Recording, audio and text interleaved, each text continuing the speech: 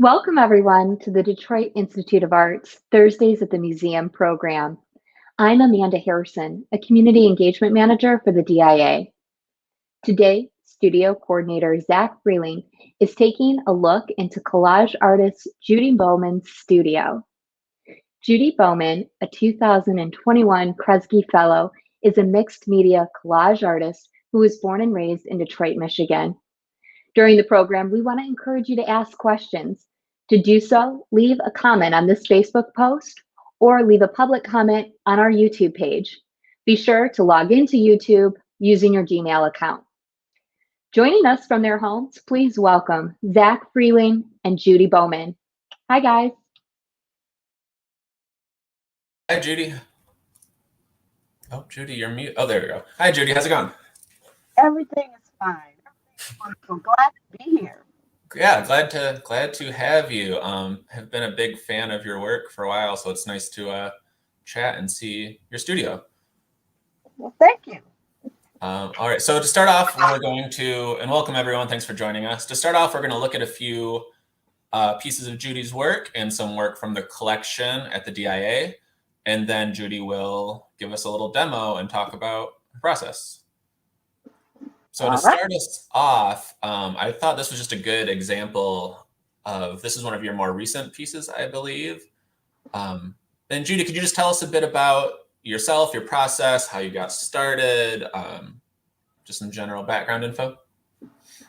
Okay, well, my name is Judy Bowman, and I was born and raised in Detroit on the east side. Went to school here in Detroit, and I've always been an artist all my life.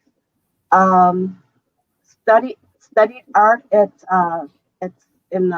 Spelman, and I didn't finish there, but I studied there. But I enjoy what I'm doing. I consider myself a visual griot, and I want to tell the story of my community and my people. That's great. Now, this particular piece that's showing right now, this is me and my family on Seneca. This piece is called Mom on Seneca. And I am trying to record how my community came together and we did things together. And this one is my mom and her sisters. They're in the kitchen, and that's me and my sister on the sofa. And back in the day, adults and kids did not mix together. But it was all one big harmonious gathering of people and family together. And so that's what I'm trying to show here. That's great. And I think that definitely all comes across. Which one are you? Are you in the yellow or the dress? My sister is in the dress. She's the fancy one. She's always dressed up, and I'm more the tomboy one that is laid back and no shoes. So that's me. All right. And those are my mom and her sisters in the kitchen there, and that's one of our male family members. But my mom has been living with me for about 3 years now, and so all of my pieces lately have been about Mom. So she's kind of my muse right now. Oh, that's great. That's really nice. That's a great way to, sort of recap your story, but also the story of the city and these neighborhoods and your whole family. Mm-hmm. Let's look at the next one here, which I think is actually, so this is actually some of your earlier work, which I thought was just nice to start off with, just to kind of show what you studied, what you were doing before, and then how that kind of led you into this collage style. All right. I started off doing pastels. When I was studying portraits and figurative art. And so I really enjoyed doing it, and I felt like I was pretty good at it. But when I started my art career again after I retired, I wanted to do something different, and I wanted to do larger pieces, and that's what led me to collages. That's great. Collage is a good way to do large scale things. How big I guess we can see right behind you. Is that sort of your usual size for these? Kind of a big poster size? I have different sizes, but this is usually about the size I do.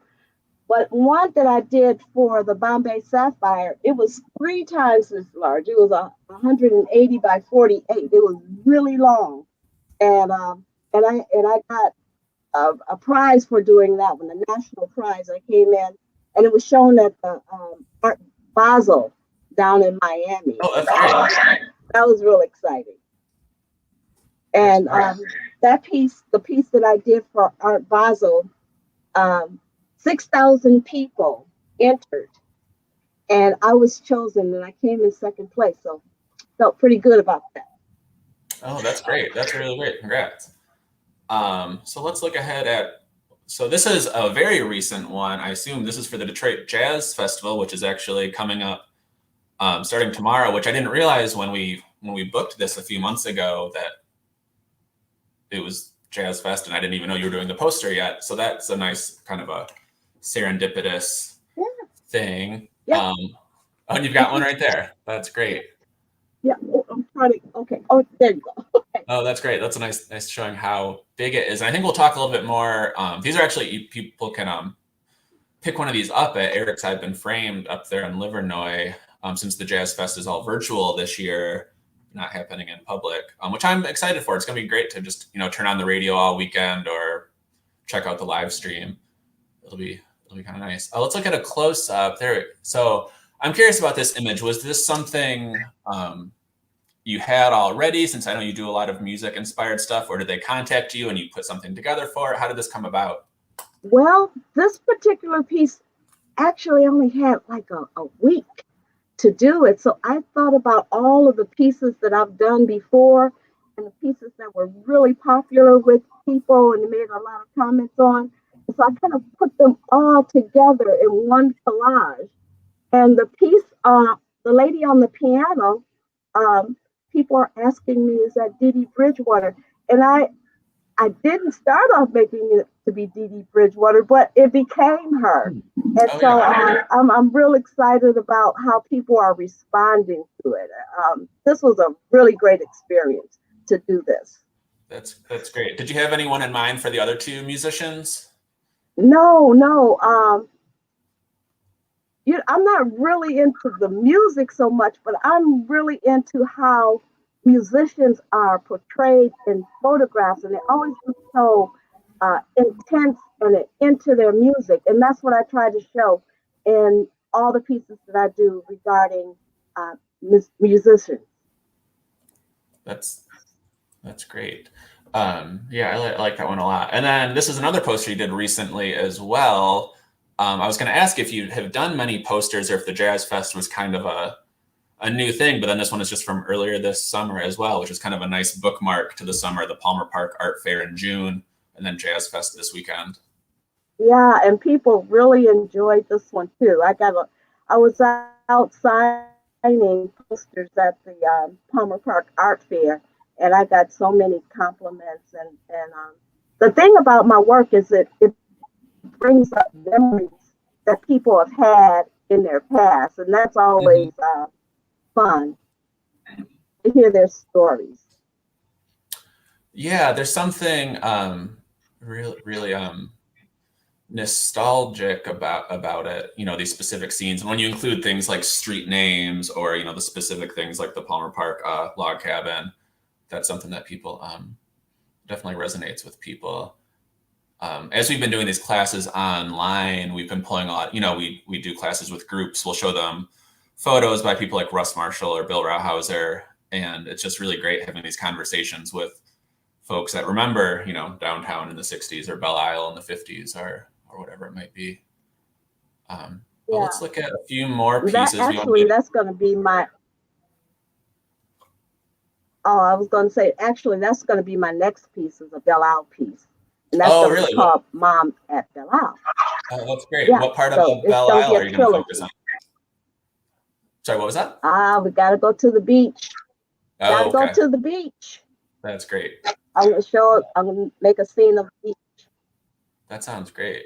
And that's a good chance to get the skyline in there, the bridge, all of it. Yeah. Let's take a look at a few more. So these I liked.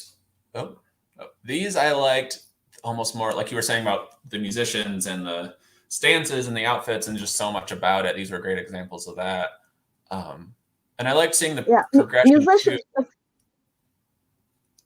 I was going to say musicians always just have a swag about themselves, and they just always look so cool and so into what they're doing.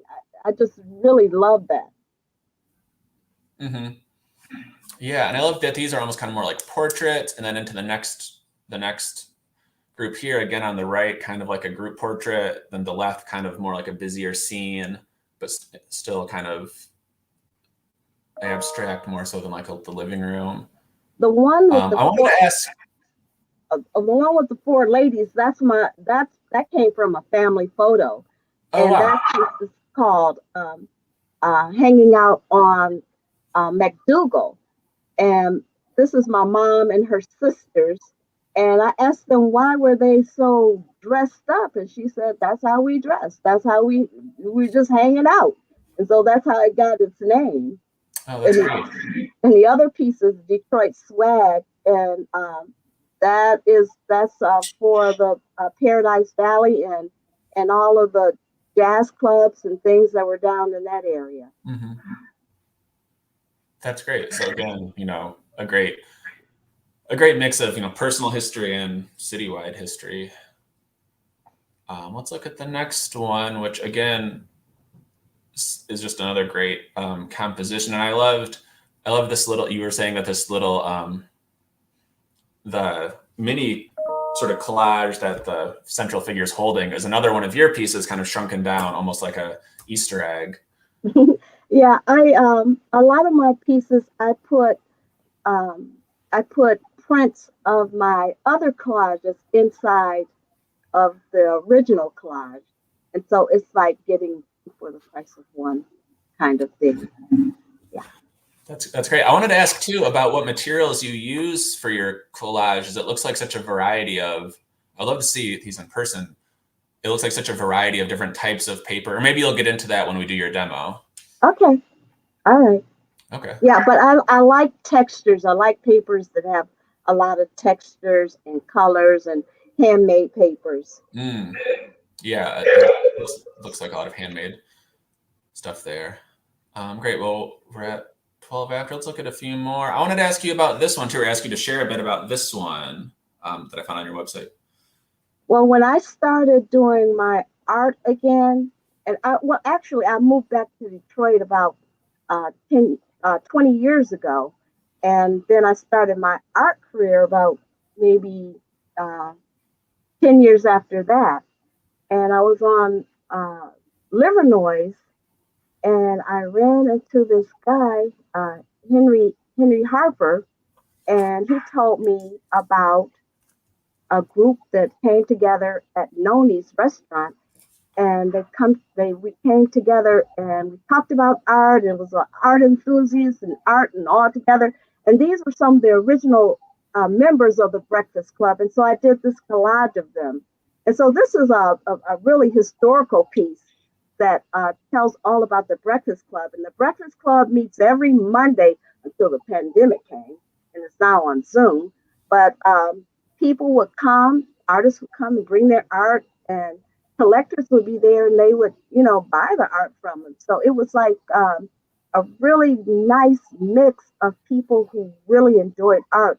And it started off with about this many members, and now when we had it at Noni's, there was no sitting room, and it's from older people to younger people, children, Black people, white people, all kinds of people come to sell their work, show their work.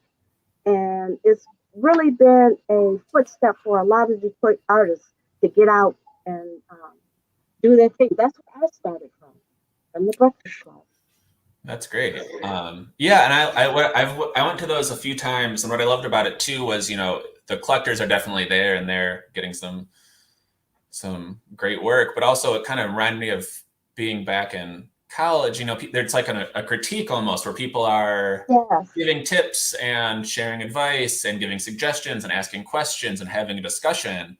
Yeah. And also talking about exhibits coming up or calls for art, and just It's a great way to network and to meet other artists. Like I said, I did not know any artists here in Detroit because I had just moved back to the city.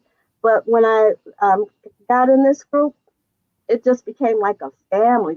This is my family, and they support you and they follow you everywhere you go. When I went down to Miami for Art Basel, they came there. When I went to Los Angeles, we all went there. So it's a great group to be in. Yeah, that's really great. That's really, really special. Let's look at a few more. Oh, so now we're on to, I wanted to talk a bit about the DIA's collection and a few artists you mentioned you were inspired by. And this one is called Portrait of a Collagist. So I thought that would be fitting. This is a Benny Andrews piece.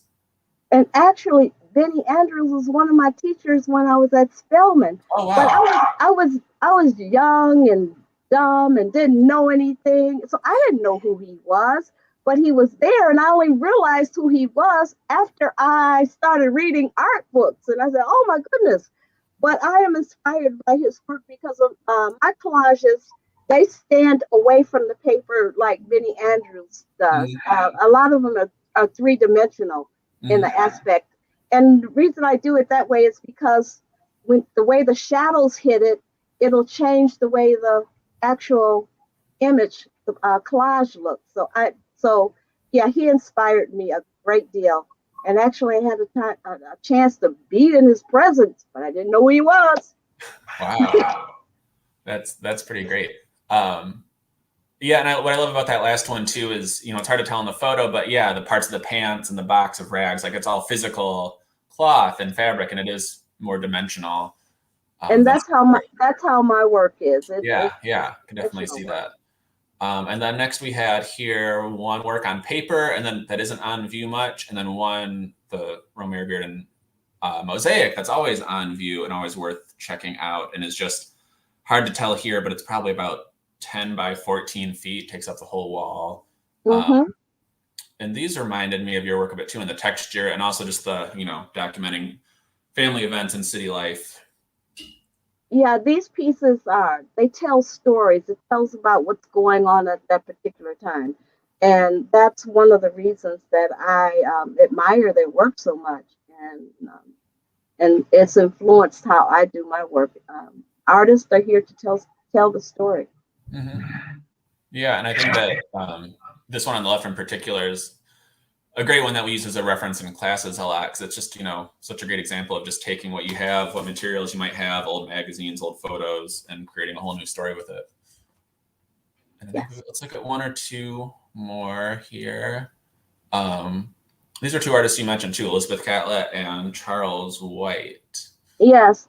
And the reason that I love these pieces, these artists so much, and these are the ones that really got me started, especially when I was doing my my pastels and drawings, is because the figures always look so strong and dignified and had so much purpose. And that's what I wanted my work to represent. I didn't want them to look sad and weary and down and trodden. Just the strength of the subjects always influenced me. Oh, absolutely. And this Charles White lithograph here of John Brown reminded me of one last thing from the collection that's kind of a highlight, in my opinion.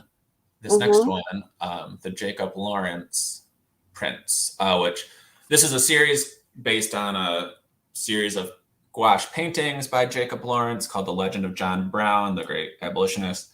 And then in the mid-70s, the DIA actually commissioned Lawrence to do a series of screen prints. So this is a series of, I think, 22 prints, and they kind of rotate them on display. They're always up though, but really great. And while they're prints based on paintings, they still have that flat layered, not that your pieces are flat, but it almost looks like these could be collages, just the really bold shapes. Okay, I knocked over some water and I got to pick it up because it's running into one of my Oh, okay. So all right, Judy's gonna deal with some Spilt water. I'll take this chance to say, remember, you can ask questions, leave a comment in the chat. We see some folks on Facebook saying, congratulations, great, beautiful, love the background information. So lots of great Yeah, we have a lot of really chat. positive comments on here. I'm glad you're sharing these, Zach. Thank you. It looks like we have Judy back. Oh yeah, I'm back. Getting taken care of? Okay. Yeah. Okay, great. Well, this seems like a good time to transition then. Oh yeah, this is just the Jazz Festival poster again. And I'll just say that, yeah, these are available up at Eric's I've Been Framed on Livernois if you're in the area. And I also saw on the Jazz Fest website, they have it on a t-shirt that looks pretty cool.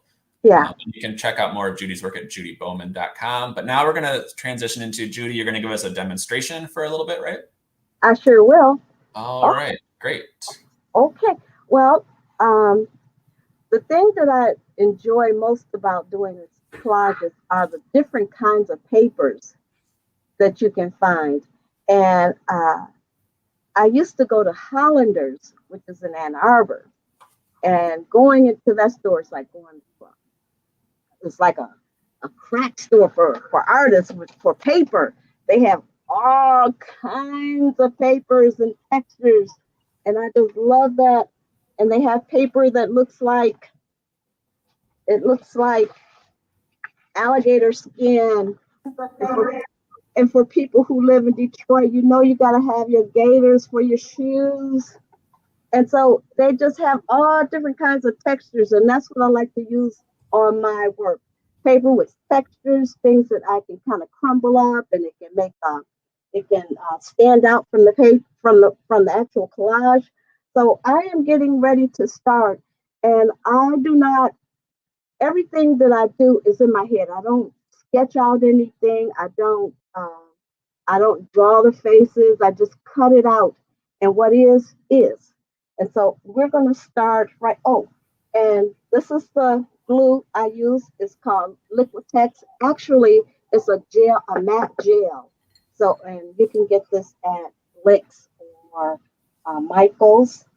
And I have different sizes of scissors that I use. The small, this is for the big things that cut things like this. And I use paint brushes to put the paper to the glue. Let me try it again. I use paint brushes to put the glue on the back of the paper to put my collages together. So this is since the Jazz Fest is coming up, I was thinking about doing another jazz piece. And so I use papers that's gonna kind of pop next to the background, and black always pops really good. And so we're gonna start with this. And I'm gonna get my scissors, and I'm gonna cut. There you go. I'm gonna cut the shape. Oh, and I want, if you can see this at the top, this is like a rough edge, and I like to use that sometimes to for the hair of the person. So I'm gonna cut this like this. And again, like I said, I never really draw anything out. And I just start putting it on. And I have little pieces of tape. So I just put it there to see if that's where I want to put it. And I usually start with the head, and then I'm going to cut out a piece. And this is going to be the neck. And I'll stick that under there and put that under there like that. Okay. And that looks pretty good for me. And so I'm doing this really quickly. I don't normally work this fast, but I'm doing it quickly so that you can kind of get an idea of what's going on here. So I'm going to make the nose now. And You don't have to have a little fancy paper. You don't have to have anything drawn out. So I like this angle right here, so I'm gonna cut that.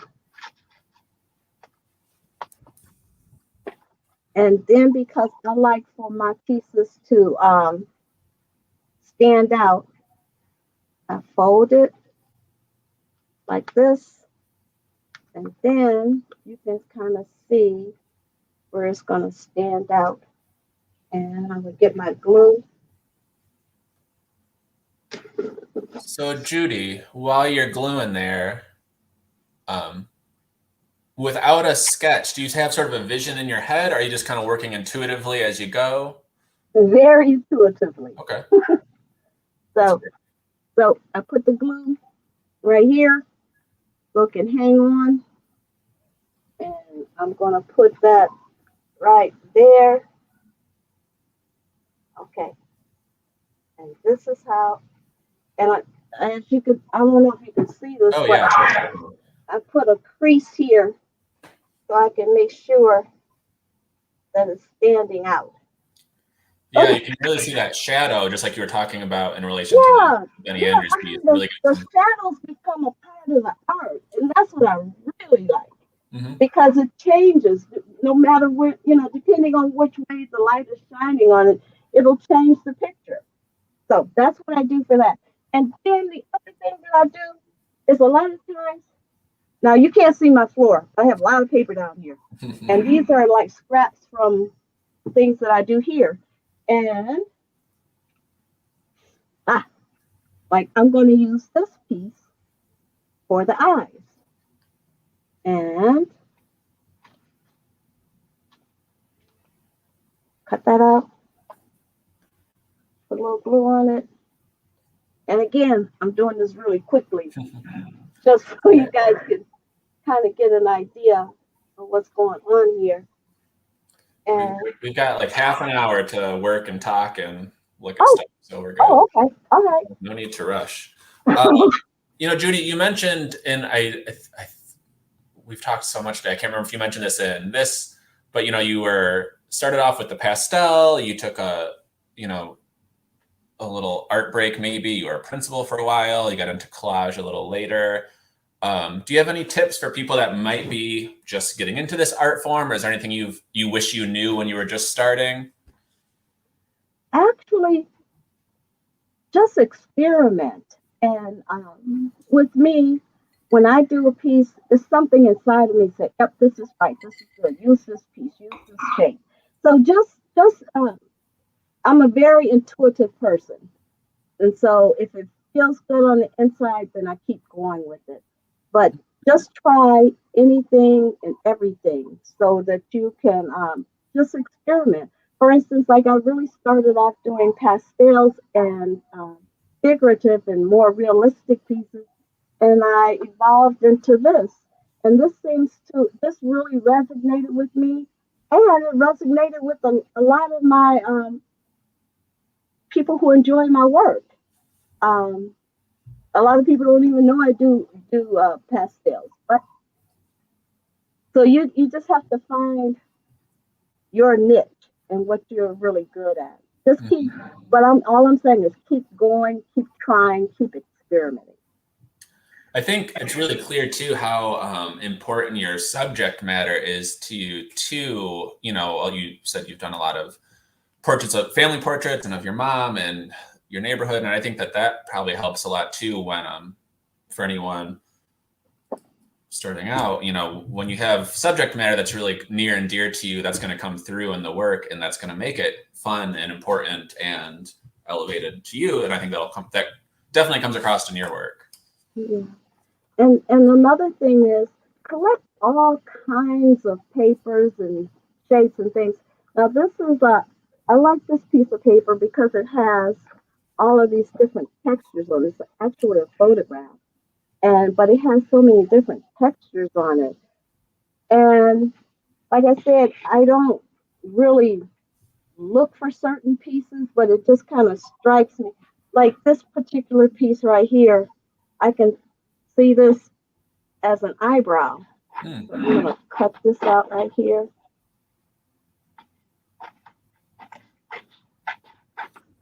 Here's another question from the chat, Judy. Rosemary asks, has the artist Matisse influenced your collage making?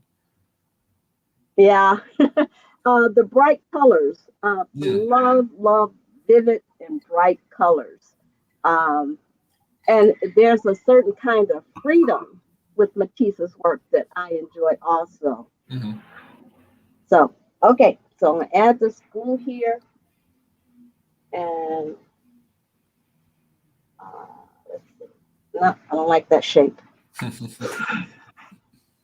So we'll just go back and recut. And this is how I have so many pieces on the floor. Oh, I like this one better.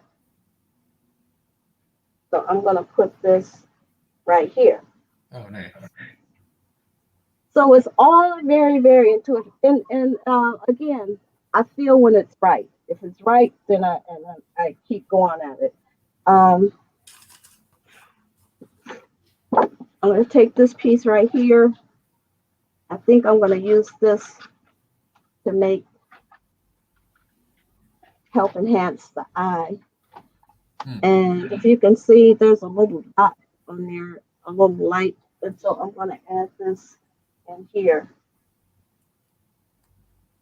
And I turn it till it feels right. Put the glue on.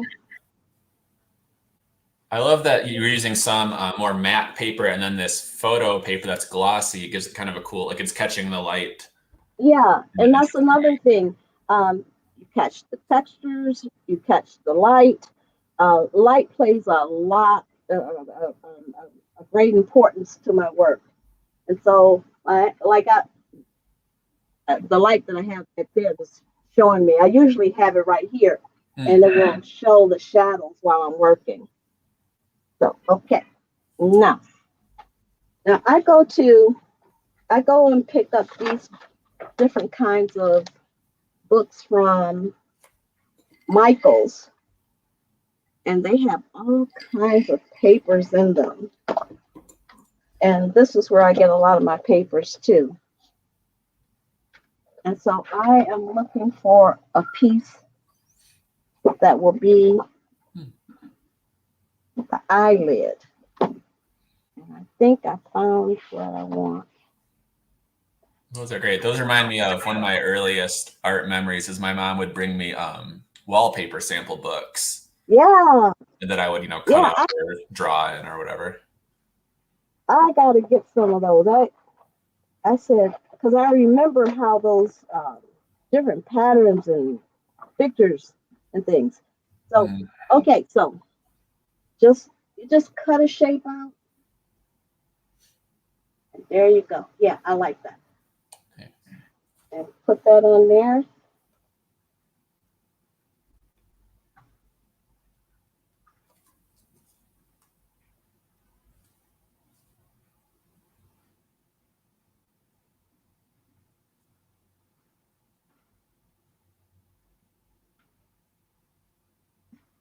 And the more you layer your pieces, the richer the actual work becomes.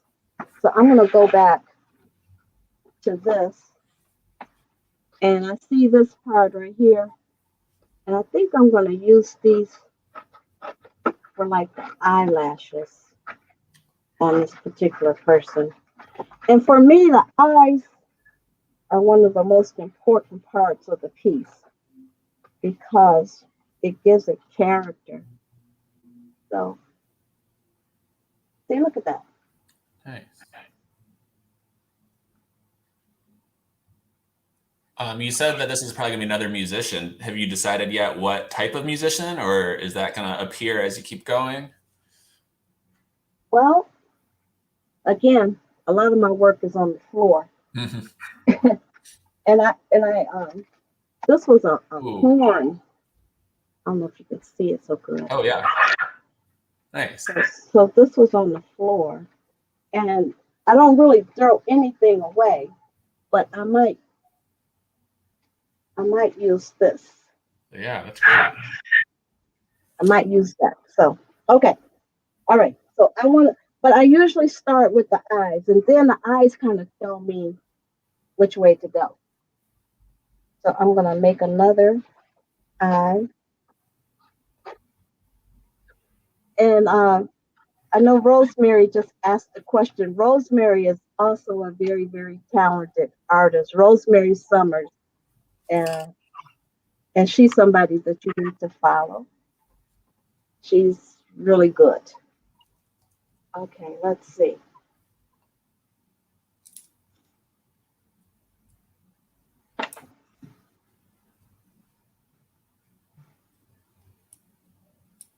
Yeah. Okay, I found the piece that I want to use because it has the white part here. And that's going to represent a reflection of light.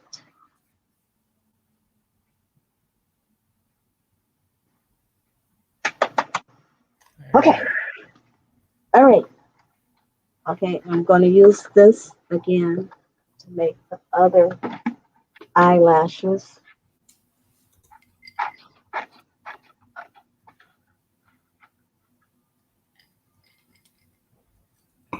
And if it feels right, just keep doing it.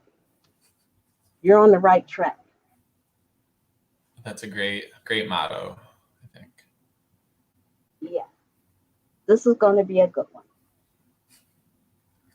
All right, I'm excited to see. I'm going to slow down a little bit.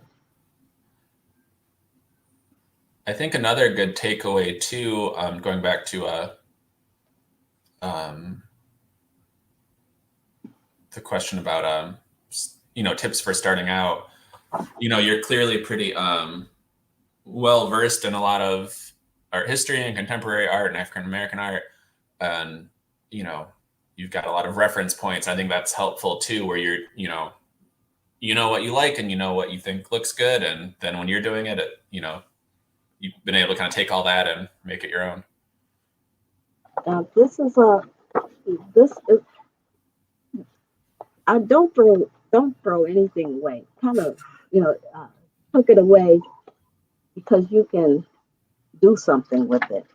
It can be a very, very important part of your next piece. And so, and I have a basic kind of curve that I do all the time, and it always just kind of fits.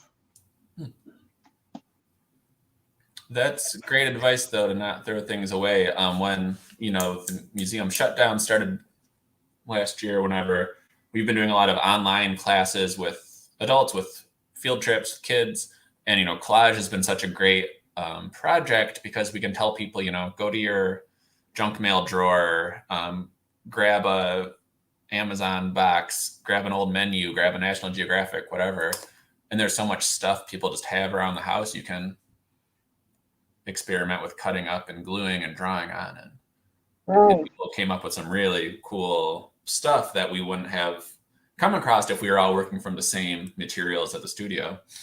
Right. And I like to get books that are art books, and this is one.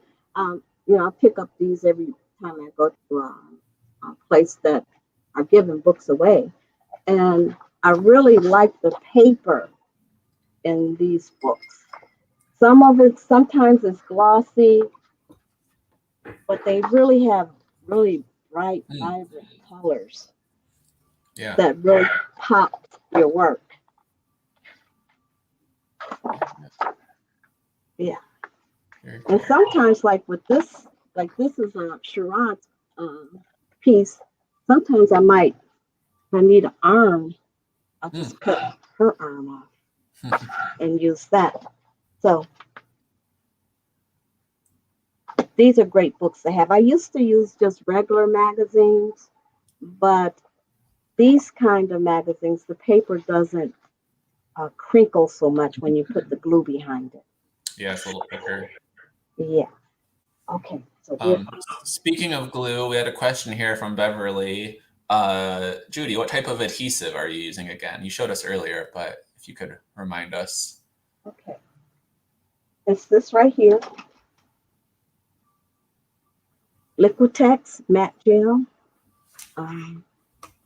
This is what it looks like. And I get a big old giant jar of it because I'm going to use it up. That's great. Yeah. So it's not quite a glue, kind of a gel medium. That's Mm-hmm. very nice. No, I don't use any gel. And because I'm liking the way this is turning out, you remember I put the tape behind it? Oh yeah. I'm gonna take the tape. I'm gonna put this glue right here and here, and then I'm gonna take that tape off the back of it because this is where I want it to be. I'm feeling good about this position. And so I'm gonna put the glue on here. And the other thing that I feel about art and collages is because I'm intuitive, I kind of listen to what the artist is saying to me, and it kind of tells me what it wants to look like. Mm-hmm. Yeah, that Liquitex stuff is great. I will say though, if you're just starting out or just maybe you've never made a collage before and you're watching this and thinking, oh, I've got some magazines I could cut up. You can use a glue stick, you can use Elmer's, you can use tape. Yeah. Yeah, you can use all of those things, but this is what I kind of started with, and it kind of works for me, and I'm real comfortable with it. Sure. It's great for the size you're doing too. That would be pretty tricky to take a little Elmer's glue stick and do these big pieces. And also that stuff, the Liquitex is really, kind of it's really strong, kind of high grade. Yeah, yeah. And everything that I use, it should be archival, acid free, and so that way you'll make sure your piece is going to last. Now, I like the nose the way it is, and so now I'm going to glue it down. Before I kind of tack it down just to get a feel for if this is what I want it to be, and this is what I want it to be. So I'm going to make it more secure.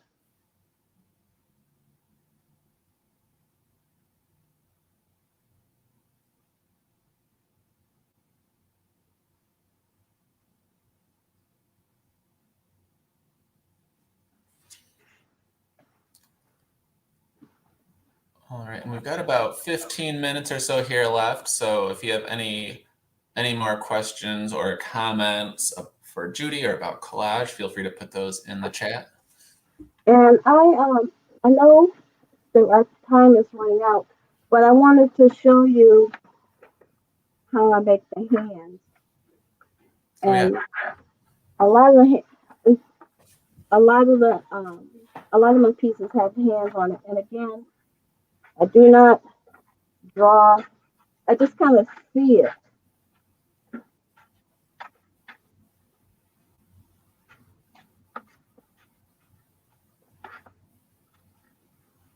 There's something really cool about that too, Judy, how, you're doing a lot of these musicians, a lot of jazz musicians, and I think that kind of fits well with this sort of improvised, intuitive cutting and layering you're doing, and I think that kind of reflects, the music. Yeah, absolutely. And like particularly with jazz, a lot of it is improvised, and you play it as you go. So this is a hand. That's a great hand. Okay, I'm going to maybe put this. Let me see. Where'd that horn go? Oh, here it is. Let's see. Nope.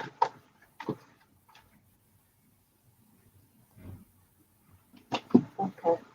I want to take my tape and put it here just for the time being, so I can see if that's where I want it to be.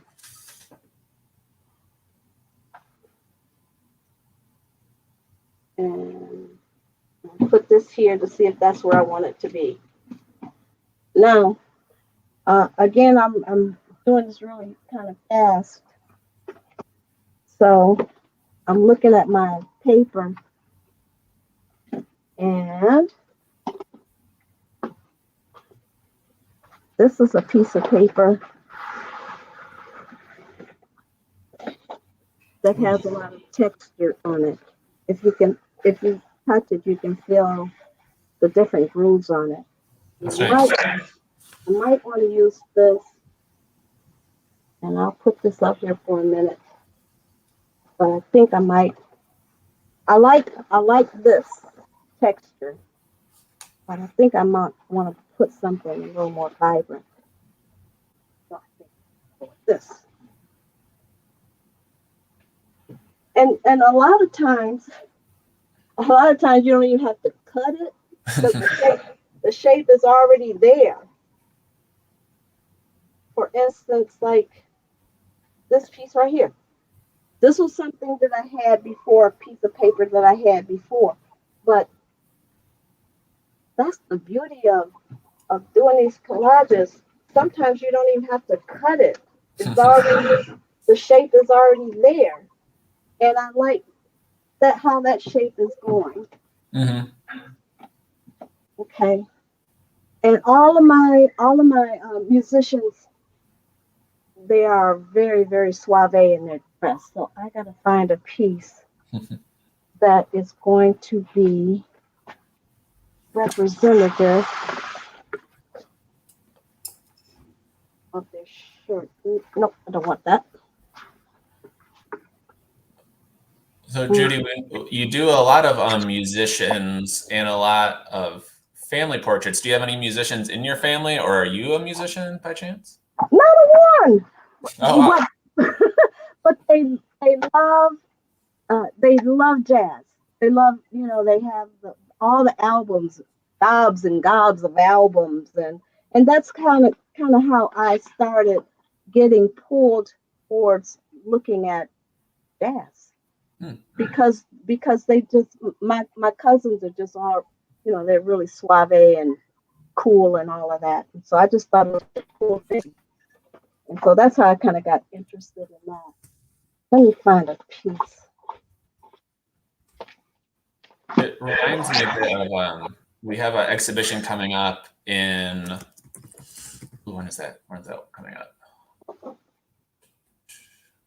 And I'm going to put the link in the chat because I think it's cool. We have an exhibition coming up in October, pretty soon.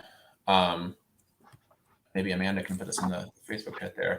But it's called Black is Beautiful. It's the photography of Kwame Braithwaite. And he did, and it's some of his jazz album covers and his fashion photography, and just some of the imagery in that reminds me a bit of some of your, or a lot of some of your characters, which is neat to see. Totally different medium, photography, but similar themes. So I'm liking how this is feeling. So I am going to glue this down because I want it to stay here. So I'm going to put the glue there. I'll take the tape off because it fits for me. Put that there. And then I'm going to put glue behind here.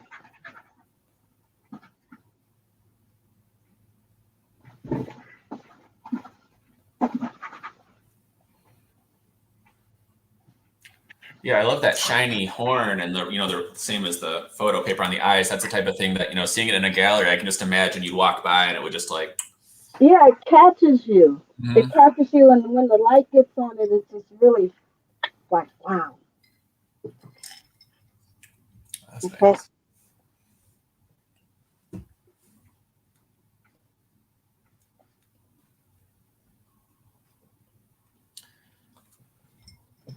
Do you ever listen to music while you work? Yeah, I do. I listen to jazz. I listen to a lot of Stevie Wonder, Angela Bofield. Yeah, music helps a lot. Yeah. So and another thing that I wanted to tell you is I don't always glue to the edge of the paper because sometimes I need to stick something behind it. Mm-hmm. And so I don't always glue all the way to the edge. Okay. So, all right, now I got to find a piece that will be a great tie. Let's see. Now, And that's the other thing, is that you can kind of feel what's going to work and what's not going to work. Mm-hmm.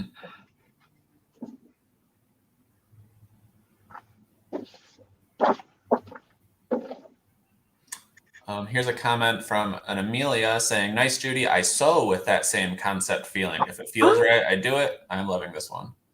Yeah. Trust your feelings. Yeah, that's a good You message. know when it's right. And I like the pattern of this paper. Mm. And I don't know if it's just me. Let's see. But you Yeah. can almost see the tie in there, like that part right there is Oh yeah, the the knot. knot at the top. Yeah. Yeah. So if you look at the paper, it'll tell you where to cut, Mm-hmm. or at least it tells me. Sure.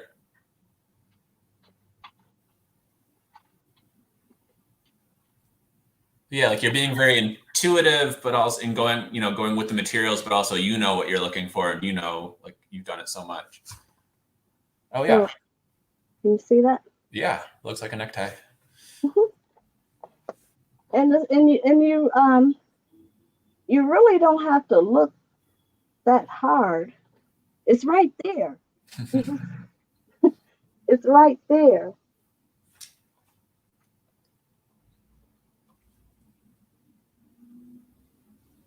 And I don't know if this is I do. I think it's a gift that's been given to me. Mm-hmm. And so, all right. Okay. Yeah. So there you go.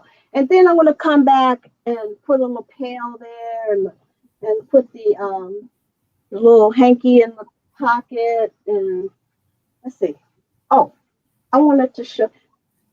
The reason I made this hand is because I wanted to show you the different papers. Again, I go down. This is a paper that sometimes I use for fingernails. Mm. It's a Chinese decorative paper. And sometimes I use this bamboo Oh, nice. bamboo paper,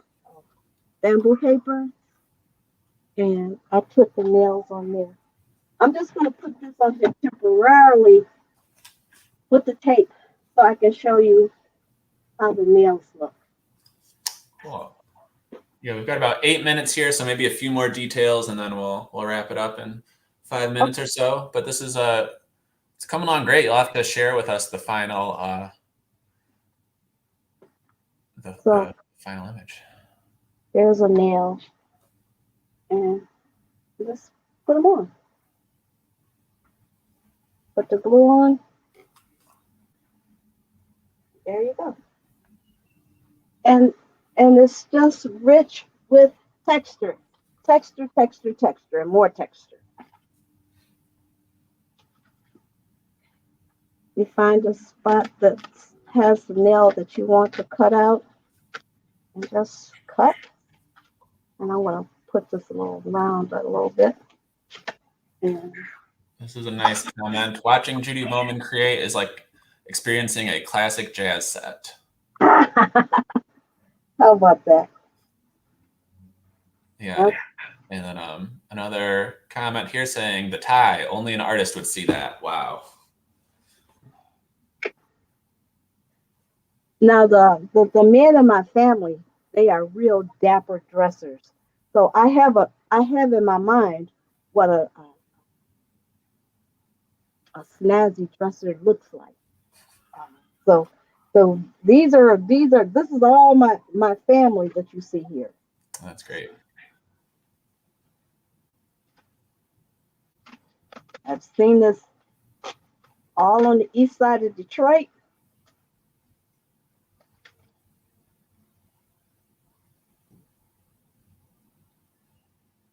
And you notice I had to find the right finger for that one. I put it there. Nope, it goes on this one.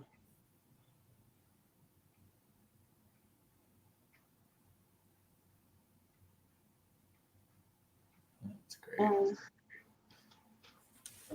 And now I need a pinky fingernail. So we're getting low on time here. What are some things you think you'll keep adding maybe once we wrap up? The lapel, I All right. want another hand. I have to do the mouth, and I'm going to put more details in the eyes, perhaps an ear. It just depends. This looks like an arm coming out here, so I might put another hand coming back this way. So it just depends on what I find on the floor. Yeah. I guess, yeah, you've been saying for the past half hour how you're intuitive and how you just kind of work as you go. So I shouldn't be asking, what your next 5 steps are. They'll just appear and it'll work out. It'll work out. It'll work out. But I'm excited to see it when it's wrapped up. We'll have to maybe we can see if we can share that back online or something so people can see it once it's finished. All right, I can do that. That'd be great. And then of course we've got your website, which I think we had streaming across the bottom there, judybowman.com, and you're also on Instagram, which I think you said is where your most recent work is shown. Yeah. And the DIA acquired 2 of my prints, Mom in Harlem and Mom on Seneca, under Stewart and Stewart, who are my publishers, and they have this huge archive of work that the DIA acquired too. So I'm in the Thematic collection. Yay! That is amazing. Congrats, Judy. That is, yeah, you've had quite a bit happening this summer with the Kresge Fellow and the DIA and your posters, and that's great. Really exciting. And also with this banana paper, it has nice texture, but it also has nice colors. And just real quickly, I'm going to put a mouth on here. And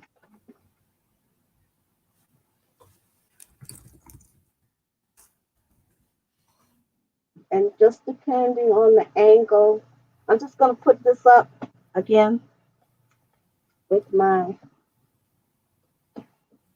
masking tape just to see how it feels to me. That's great. And then, so anyway, that's the basic idea of it. And there you go. That's great, Judy. So I think we've got just a couple of minutes here on just a few more nice comments, saying, awesome, Judy, I'm in awe of your talent. Please do share it. We'd love to see when it's finished. Do you have any other art shows or anything coming up, Judy, where we can see your work? Or just keep an eye on your website and social media? I have, look for my social media. I have some pieces that are going to be at the Torch of Wisdom auction, Delta, and then I have a few more other shows. But look on my webpage. I put everything on there. That's how I document what I do. So you just follow me on my Facebook and Instagram page. You'll see what's coming up with me. All right, great. Well, thank you so much, Judy, for joining us. We've been trying to set something up since before the pandemic, I believe. So it's great to have you. Great to see your work. Look forward to seeing more. Look forward to seeing the finished piece. And we'll have to have you back. I wanted to say thanks to our producers, Amanda and Sharon, for helping us out behind the scenes today. Next week, we have a virtual tour with the new Asian galleries. And next month, for our next studio visit, we'll make sure to share Judy's finished piece. And we'll be joined by Mario Alberto Martinez Mendez, who's going to talk about his work relating to the Ofrenda exhibit at the DIA. Thank you all for joining us. Have a great rest of your day and enjoy your weekend.